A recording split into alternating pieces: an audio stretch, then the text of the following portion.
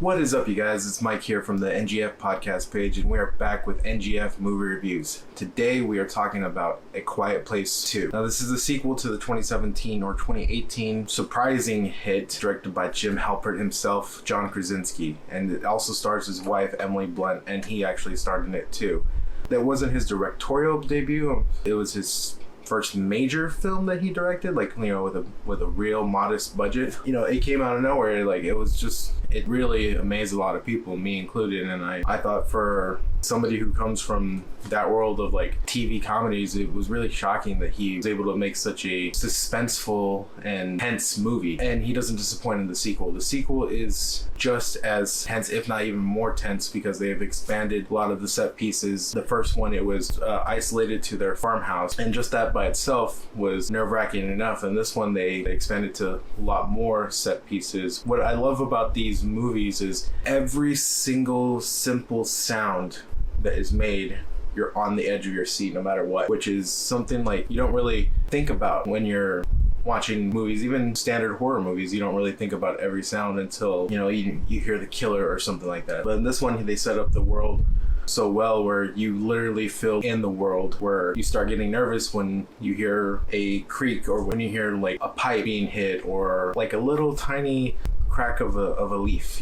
something like that. And that's due to the sound design. The sound design is remarkable, especially in the moments when you're from the point of view of the daughter character, who's played wonderfully by Millicent Simmons. You really felt more dread and tension when you switch to her point of view, because not only are you in a world where you can't make a sound, she is a person who cannot hear any sound that's made. So when you switch over to her point of view, you're even more so on the edge of your seat, feeling this tension, because the sounds you're used to hearing, she cannot hear. This isn't gonna be a spoiler review. This is gonna be a basic, out of theater review. I just got out of seeing it. I was expecting a very good movie out of this one because I enjoyed the first one, but you also run the risk of taking a good concept and ruining it with the sequel that you really didn't need. It ended with an open-ended ending, kind of. You can kind of see where they wanted to go with the sequel, but if at the end of the day they decided they didn't want to do a sequel, you wouldn't have been mad if they did or didn't, because the movie was sort of a closed loop that way.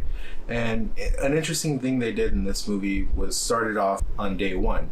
In the first movie, you're piecing the mystery about what's going on yourself. The opening sequence of the first movie is very good at setting up the world, but you don't know what's going on, why these creatures are attacking, what they are, and why is it that they can't make a sound. You sort of piece together the mystery on that in the first movie as the audience, even though they're already a year into this new world that they're living in. In this one, it starts off day one. I really enjoy that decision that John Krasinski decided to make, because what it does is it sets up a opening sequence where you're on the edge of your seat, because you know what's going to happen, and it doesn't ruin anything, it doesn't over explain anything. It answers some questions that you kind of already knew if you paid attention in the first one. It just does a really good job at answering some questions while not fully going overblown into super hyper exposition. This movie doesn't treat you as the audience member as you're dumb. It doesn't think it needs to explain everything to you, because it really does rely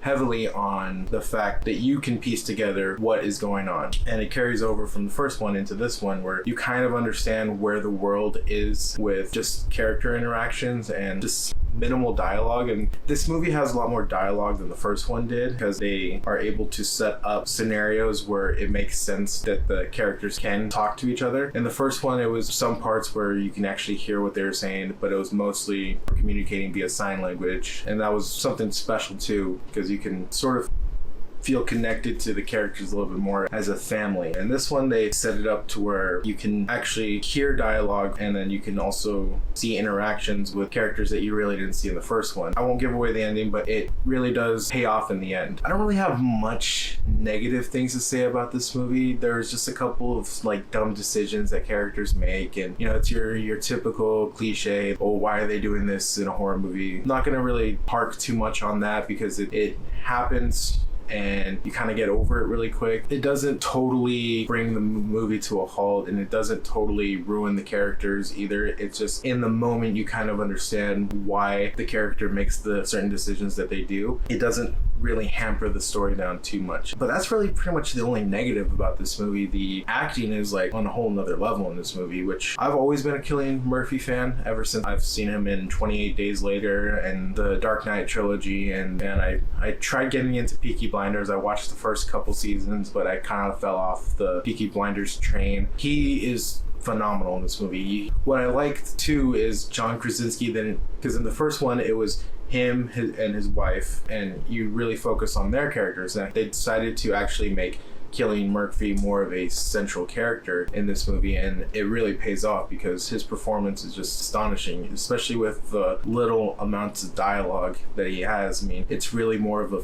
physical performance. Like, you see all the emotion in his face, and you can really see his whole backstory just in his eyes, how he carries himself and how he talks to Emily Blunt's character. And as I said before, the daughter is played by a real life deaf actress. Her name is Millicent Simmons, and in the first one she was really good. Like, she was a standout in that movie, and this one she just on a whole nother level. Her performance in this one really stepped it up. You can tell that John Krasinski really worked with her and wanted to make her more of a central character as well, because in this one it's really her own journey into not just becoming her own person, but also trying to honor her father's legacy. And Noah Jupe, who plays the son, he is sort of played the same way in this one that he was in the first one. He has a little bit more to do, but he's one of those characters you follow along, but you're kind of like, you're not really totally invested into him. And Emily Blunt's character is sort of kind of sidelined, not severely sidelined. She does have an arc, of course. We are more following the daughter and Cillian Murphy's character. Also, Hollywood, stop underusing Jaimin Hansu already, because he shows up towards the end of the movie. His character is really just, I feel like it's more of a cameo, and I'm really getting tired of seeing Jaimin Hansu just used as primarily like a cameo character. I mean, he's an Academy level actor. I mean, he was nominated for an Academy Award. He should be a superstar. I just feel like they always underutilize him in everything he's in these days. Like, he just shows up for like a second or two, and then he's off, and then he's gone. He's good, little amount we see him in the movie, but I just really wish they introduced him earlier so we can have more of an arc with him, and you can see his character have a better payoff at the end. But as I said, the few negatives, this movie really is an amazing sequel, and I kind of hope that John Krasinski takes a break from this franchise, whether he wants to do a third one. I mean, it's going to make money, so I feel like there is inevitably going to be a third one, but I would really want him to take a break from this franchise and go on to do something differently, whether that's a whole nother movie in a whole nother genre, or maybe go more on the creative side and start producing some stuff, just because I don't want him to blow his proverbial load on this franchise, even though I would assume that a third movie of this franchise directed by him would be just as amazing.